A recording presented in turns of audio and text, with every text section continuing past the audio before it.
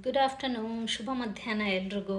Today we are going to learn how many types are there in ವ್ಯಂಜನಗಳು. ವ್ಯಂಜನಗಳಲ್ಲಿ ಎಷ್ಟು ವಿಧಗಳಿದೆ ಅನ್ನೋದನ್ನು ಕಲ್ತ್ಕೊಳ್ಳೋಣ. ವ್ಯಂಜನಗಳಲ್ಲಿ ಎರಡು ವಿಧಗಳು.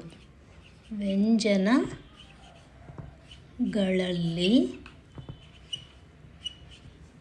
ಎರಡು ವಿಧಗಳು. We have two types in consonants or ವ್ಯಂಜನಗಳು. One is ವರ್ಗೀಯ ವ್ಯಂಜನಗಳು. ವರ್ಗೀಯ ವ್ಯಂಜನಗಳು. ವರ್ಗೀಯ ವ್ಯಂಜನಗಳು. ಸೆಕೆಂಡ್ ಒನ್ ಈಸ್ ಟು ಅವರ್ಗೀಯ ವ್ಯಂಜನಗಳು.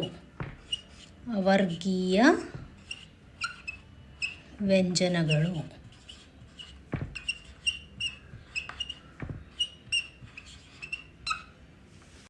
As already we know that ವ್ಯಂಜನಗಳು there are 34.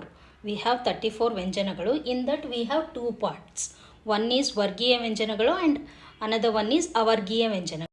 First one is ವರ್ಗೀಯ ವ್ಯಂಜನಗಳು. In ವರ್ಗೀಯ ವ್ಯಂಜನಗಳು will get from k to m letters. Only from k to ದಿಂದ ಮ ಅಂದರೆ from k to m letters are called ವರ್ಗೀಯ ವ್ಯಂಜನಗಳು.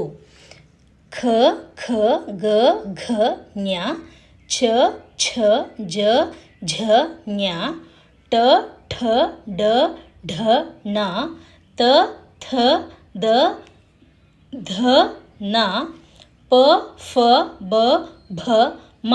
ಸೊ ದೇರ್ ಆರ್ ಟೋಟಲ್ 25 ವರ್ಗೀಯ ವ್ಯಂಜನಗಳು. 25 ವರ್ಗೀಯ ವ್ಯಂಜನಗಳು ಇದೆ. ಇನ್ನು ಎರಡನೇದು ಅವರ್ಗೀಯ ವ್ಯಂಜನಗಳು. So there are 9 ಅವರ್ಗೀಯ ವ್ಯಂಜನಗಳು. Those letters are from A to L. Only from A to L letters are called ಅವರ್ಗೀಯ ವ್ಯಂಜನಗಳು. ಯ ರ ಲ ವ ಶ ಶ ಸ ಹ ಳ. Again in ವರ್ಗೀಯ ವ್ಯಂಜನಗಳು we have two types like ಅಲ್ಪ ಪ್ರಾಣ and ಮಹಾಪ್ರಾಣ. In the same way in ಸ್ವರಗಳು also we have ರಸ್ವ ಸ್ವರಗಳು and ದೀರ್ಘ ಸ್ವರಗಳು that we'll learn in the future classes. For any doubts you can comment in the comment section. Bye for today. Please keep practicing to learn fast.